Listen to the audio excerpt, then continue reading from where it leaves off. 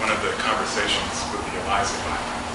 I remember this is in 1966, and we're thinking of computers as big as this room, nothing like a PC or anything like that. But there's the ELISA program is able to have this kind of conversation. And by the way, the ELISA program was designed to imitate a Rogerian psychiatrist or a psychologist. And I guess the way that works is that the Rogerian style of therapy is to allow the patient to direct the conversation and to kind of reflect back the patient's questions to them without really imposing any structure on the conversation. So the client says, well, my boyfriend made me come here. And the robot says, your boyfriend made me come here. And all that's going on there is that the program is simply swapping pronouns, because it's, instead of saying my boyfriend, the program is now saying your boyfriend. It's a very simple kind of reflection of the words. Then the client says, I am unhappy. And the program says, do you think coming here will help to make you be not unhappy? And the client says, I need some help. That much seems certain. The program says, what would it mean to you if you got some help? So it's just keying off the fact that the person said, I need some help, blah, blah, blah. And it really doesn't matter if they had said, I need some money, I need some exercise, whatever they need, the program is going to reflect that back to them and say, what would it mean to you? What would it mean to you if you got some X? And then the client says, perhaps I could learn to get along with my mother. And the program says, well, tell me more about your family. And all that's going on there is that the program found the keyword mother in the sentence and said, tell me more about your family. And then the client says, you and my father are alike in many ways. The program says, what resemblance do you see? So again, picking up on the keyword like or alike. The client says, my father is afraid of everybody. So the program says, what else comes to mind when you think of your father? So again, the client could have said, my ex, blah, blah, blah, as anything, and the program would just insert that word into the response. Finally, the client says bullies, and the program says, does that have anything to do with the fact that your boyfriend made you come here? So it's just retrieving the first input and reflecting that back to the client. There's nothing deep going on here. It's a simple behaviorist model of simply looking for patterns and then immediately responding with a sort of canned response. And was the client a technician or a scientist that worked on it? Did they sort of pick phrases and sentences that would sort of help them respond? They would respond easily to? The person chatting here? Yeah. No, the person chatting here does not necessarily have any idea about the sophistication or lack of it in the program. And so in fact, Weizenbaum was surprised about two or three things that happened. One was that people, he made the program available through the computer terminals to the people working in the computer science lab at the time, which included non-technical support staff type people. And some of those people would read much more into this than was really going on. They would actually think that the program was understanding what they were saying. So he was surprised by that. Secondly, he was surprised that some of the people thought that this doctor program could actually really help them with their real problems, their real psychological problems. And in fact, there were some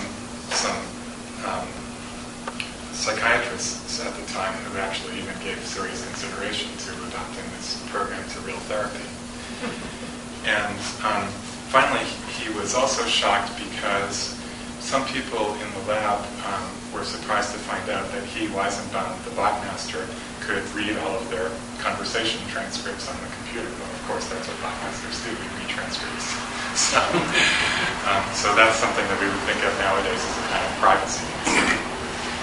Well, Weizenbaum's reaction to this was very interesting. He basically devoted the rest of his career to criticizing his own work and artificial intelligence in general.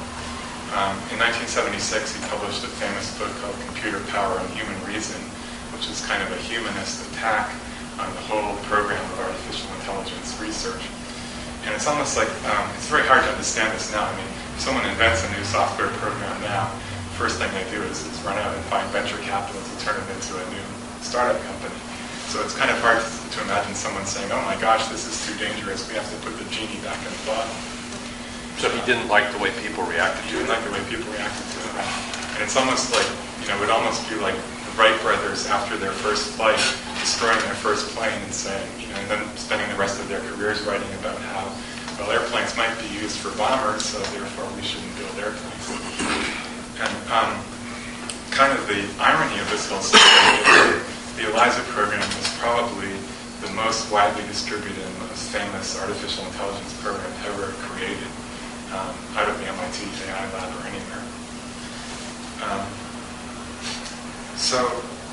But the interesting effect of that from our point of view in the chatbot community is that people believed it. And when I became a graduate student in the 1980s, that whole idea of the stimulus response, very simple ELIZA program was considered to be a toy.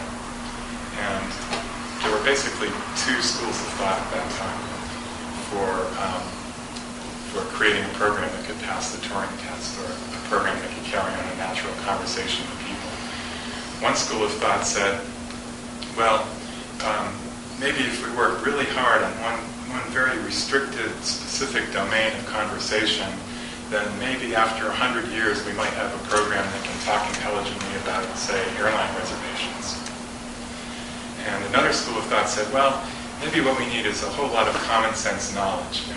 We need all these facts like, water is wet and fire is hot, and if you get too close to fire, you burn yourself, and et cetera, et cetera. And once you build up a huge database of millions of these common sense thoughts, then you can write a conversation program that will be able to query this database and come up with a reasonable response for you. But that ELIZA stuff, that's just a toy that's never going to lead anywhere. Well, now let's go ahead to about 1990, 1991. Around that time, there was a significant historical development in the world, which was the fall of the Berlin Wall. And basically, the way that affected people working in artificial intelligence in the United States was it took away all their money. Because most of the artificial intelligence research was funded by the Defense Department. So, what Weizenbaum was criticizing as a lavishly funded field in the 1970s suddenly became more like a kind of Darwinian struggle for diminishing resources. And one effect of that was that there was a kind of short-lived movement towards what I would call robot minimalism. And what I mean by that is that during the 70s and 80s, when it was possible to get a lot of money in the form of huge government grants and contracts, people would build these enormously complex systems with lots of computers and lots of sensors and lots of actuators. That's kind of how we thought about a robotics project in the 80s. And inevitably, partly because computers weren't so efficient then, but partly just because of the complexity of these systems, they would be really, really slow. So because we got our funding taken away, there was kind of an effort to try to do more with less. And one of the practical consequences of that you still see around today is the Roomba vacuum cleaner, which came out of the MIT AI lab.